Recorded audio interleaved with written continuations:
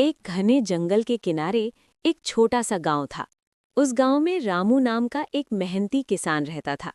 रामू सीधा साधा इंसान था, लेकिन वो अपने खेत और परिवार से बहुत प्यार करता था।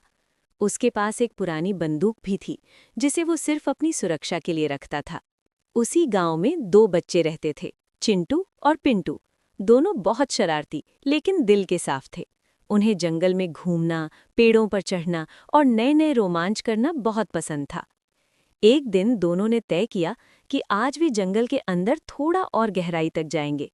गांव वालों ने उन्हें हमेशा मना किया था कि जंगल में एक खतरनाक शेर रहता है, लेकिन बच्चों ने उस बात को मजाक समझ लिया। सुबह सुबह दोनों चुपके से घर से निकल पड़े। हवा ठंडी थी, पेड़ों की पत्तियां सरसराहट कर रही थीं और पक्षियों की आवाज पूरे जंगल में गूंज रही थी।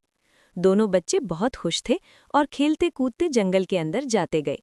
लेकिन जैसे जैसे वे आगे बढ़े, जंगल घना होता गया और रास्ता मुश्किल। अचानक उन्हें लगा कि कोई उनका पीछा कर रहा है। उन्होंने पीछे मुड़कर देखा, एक विशाल शेर झाड़ियों के पीछे से उन्हें घूर रहा था। दोनों के पैरों तले जमीन खिसक गई। डर के मारे उनकी आवाज भी नहीं निकल रही थी।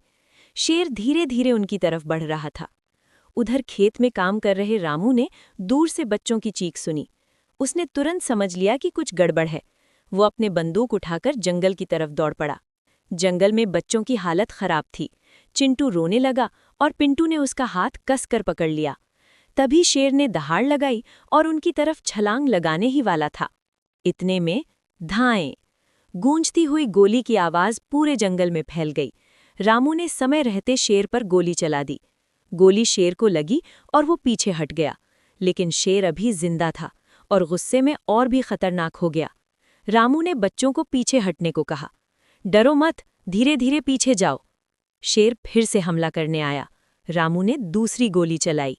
धाएं! इस बार गोली सीधे शेर को लगी और वो जमीन पर गिर पड़ा। कुछ देर तक जंगल में सन्नाटा छा गया।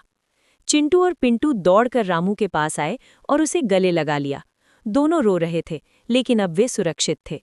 रामू ने प्यार से कहा, बेटा, जंगल खेल की जगह नहीं है, यहाँ हर कदम सोच समझ कर रखना पड़ता है। दोनों बच्चों को अपनी गलती का एहसास हो गया। उन्होंने वादा किया कि अब कभी बिना बताए जंगल में नहीं जाएंगे। गांव लौटने पर सब लोगों ने रामू की बहादुरी की तारीफ की। बच्चों के माता पिता